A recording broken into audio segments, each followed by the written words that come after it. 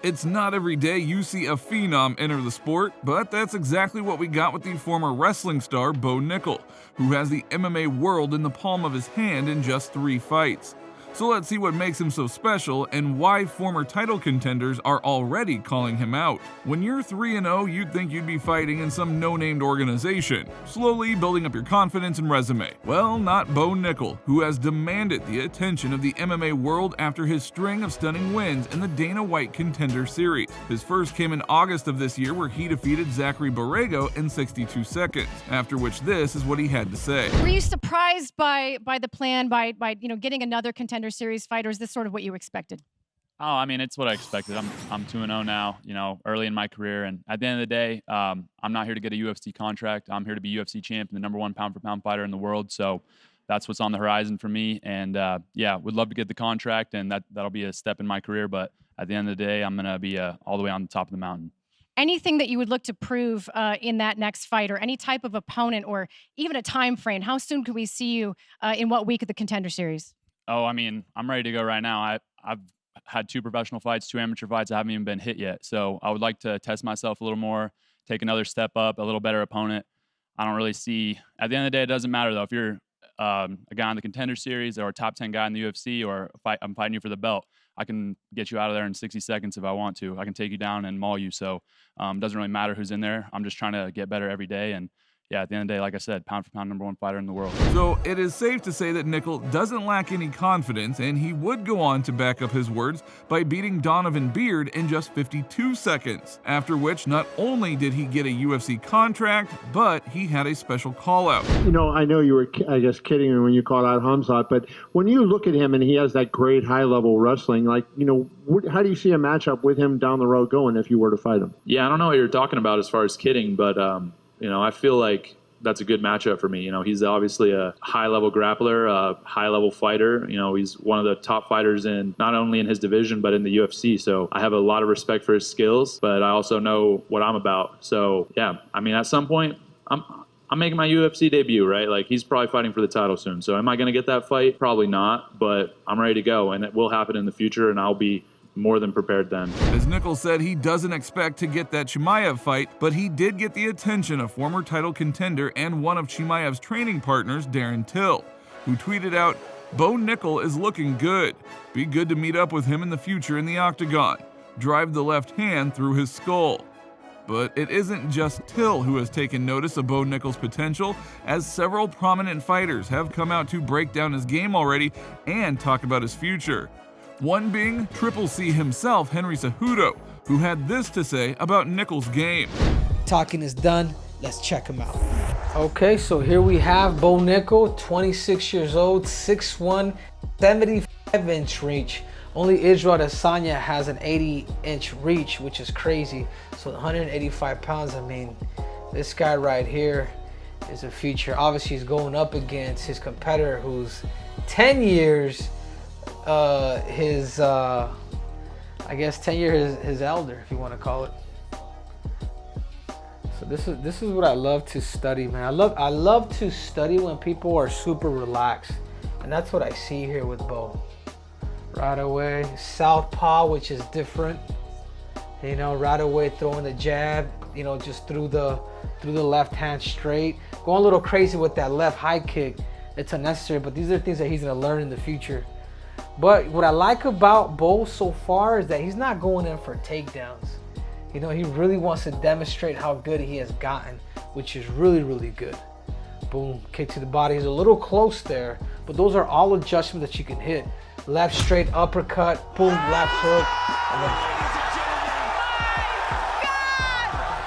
This is a 26-year-old going against a 36-year-old, and the guy that he just knocked out was making his debut. So I don't know how serious you want to take it. I mean, the dude's got guts to be able to go against a 4-time NCAA finalist, 3-time NCAA champ. And but the improvements to have that first fight and look like that, man. He's a promising prospect, and I believe I'm a big fan of any wrestler that's ever going to compete. So this is the reason why I think this is the guy that's going to be the future of the UFC 185-pound weight division. Yep, already showing hands, didn't come out, like didn't overthrow his hips. Beautiful. For his first fight, man, I'm gonna have to give Bo Nickal an A. Cejudo would finish that video telling Nickal to take his time and develop his skill. But the American gangster, Chael Sonnen, thinks Nickal is already ready for a ranked opponent. As he said, "Let me jump in because my feeling is we're going to continue to give him guys that nobody's ever heard of. This trick, or at least this ideology within a promoter's mind, will never go away.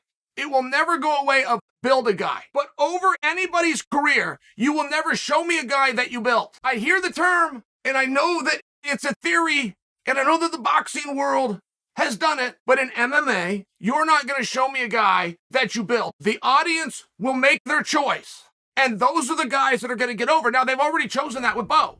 But I'm bringing this to you because there's going to be an idea. Okay, Bo is going to fight on December 10th. He's going to fight in the UFC. He's going to fight the main card. I would think he's big right now. He's red hot against somebody that we've never heard of, against somebody who's probably never fought within the organization, is my guess. Now, if I'm right, why?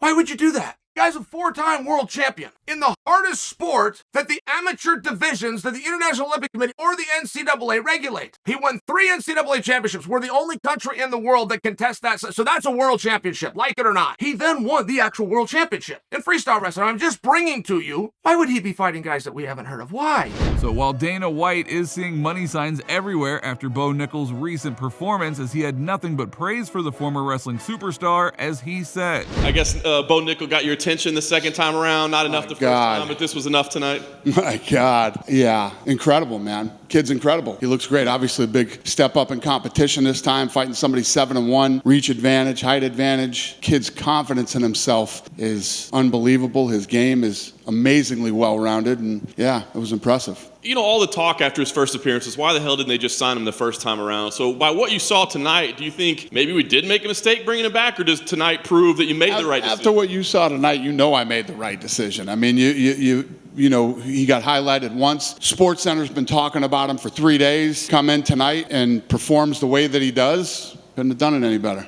Yeah. Now I must say so myself. Pat yourself on the back. Apparently I must.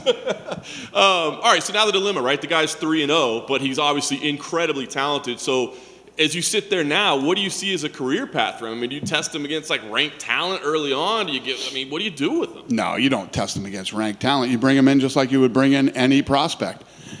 You know, and you build him up, give him fights. And the problem is that there's no easy fights here. So this isn't like the boxing model. But he walked into a show where there's no easy fights. I mean, everybody here are killers. So if you perform the way that you performed here twice, you know, there's some guys that come in here and it's a rough go. There's wars, and you know, they'll squeak out a win or pull off a win at the end or whatever. This guy came in and dominated twice.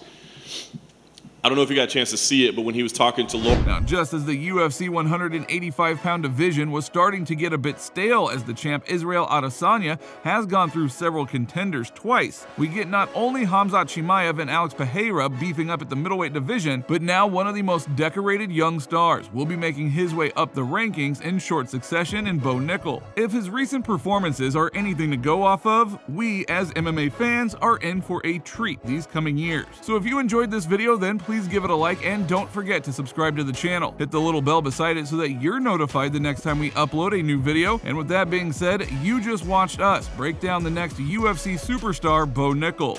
We'll see you next time.